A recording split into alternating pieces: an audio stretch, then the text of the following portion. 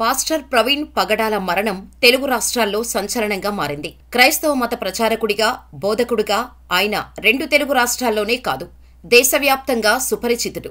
అలాంటి వ్యక్తి సడన్ గా చనిపోయారనే వార్త క్రైస్తవ సమాజం నమ్మలేకపోతోంది. అదే సమయంలో ఆయనది అనుమానాస్పద మృతిగా తేలటం ఇక్కడ సంచలనంగా మారింది. ప్రవీణ్ పగడాల విజయవాడ నుంచి రాజమండ్రి వెళ్లి, రాజమండ్రి నుంచి రాజానగరం వెళ్లేటప్పుడు బుల్లెట్పై వెళ్తూ రోడ్డు పక్కన చనిపోయి పడి ఉన్నారు. స్థానికులు కొందరు ఆ వైపుగా వెళ్తూ ఆయన మృతదేహాన్ని చూసి పోలీసులకు ఫిర్యాదు చేశారు. ఆయన డెడ్ బాడీ చూసిన వారు ఇచ్చిన సమాచారం ప్రకారం ఆయన్ను ఎవరో చంపి పడివేసి ఉంటారని ఆరోపణలు వినపడుతున్నాయి.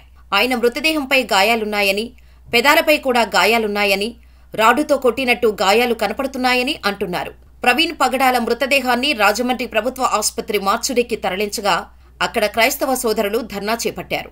ప్రవీణ్ పగడాల మృతిపై అనుమానం వ్యక్తం చేస్తూ ఆయన అభిమానులు, క్రైస్తవులు రాజమండ్రిలో ధర్నా చేపట్టారు. అనుమానాస్పద మృతిగా కేసు నమోదు చేయాలని డిమాండ్ చేశారు. మతోన్మాదులు ఆయన్ని చంపి ఉంటారని వారు అంటున్నారు. గంటల తరబడి రోడ్డుపై ఆందోళన చేస్తున్నా తమను ఎవరూ పట్టించుకోవట్లేదని వారు ఆవేదన వ్యక్తం చేశారు. పోలీసులు వెంటనే స్పందించాలని కోరారు. గతంలో ఆయన్ను చాలా మంది బెదిరించేవారని, ఆయనపై దాడి చేస్తామని కూడా హెచ్చరించారని అంటున్నారు. ఇటీవల ప్రవీణ్ పగడాల కూడా తనపై దాడి జరిగే అవకాశం ఉందని అనుమానించారని, దానిపై ఆయన ఒక వీడియో పోస్ట్ చేశారని చెబుతున్నారు. తనకు ప్రాణభయం ఉందని ప్రవీణ్ పగడాల చెప్పినా కూడా పోలీసులు ఆయనకు రక్షణ కల్పించలేకపోయారని ఆరోపిస్తున్నారు. ప్రవీణ్ పగడాల క్రైస్తవ మత బోధకుడిగా 2 తెలుగు రాష్ట్రాల్లో అనుచరుల్ని సంపాదించుకున్నారు.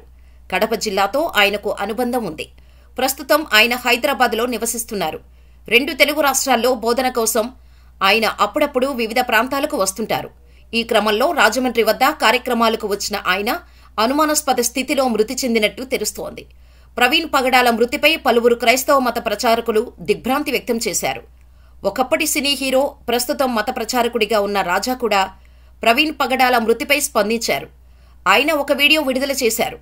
ప్రవీణ్ మృతి బాధాకరమన్నారు. ఆయన లేని లోటు తీరదని, భౌతికంగా మాత్రమే ఆయన క్రైస్తవ సమాజానికి దూరమయ్యారని చెప్పారు. ఆయన కుటుంబం కోసం ప్రార్థన చేయాలంటూ పిలుపునిచ్చారు. ప్రవీణ్ పగడాల మరణంపై పోలీసులు ఇంకా క్లారిటీ ఇవ్వలేదు. ఆయన డెడ్ బాడీని స్వాధీనం చేసుకుని పోస్టుమార్టం కోసం తరలించారు. ఈ విషయంలో పోలీసుల నుంచి ప్రకటన విడుదలైతే దీనిపై మరింత క్లారిటీ వచ్చే అవకాశం ఉంది. అప్పటి వరకు ప్రవీణ్ పగడాల మృతిని ప్రమాదంగా ధృవీకరించలేం. అదే సమయంలో అది హత్య అనేది కూడా నిర్ధారించలేని పరిస్థితి.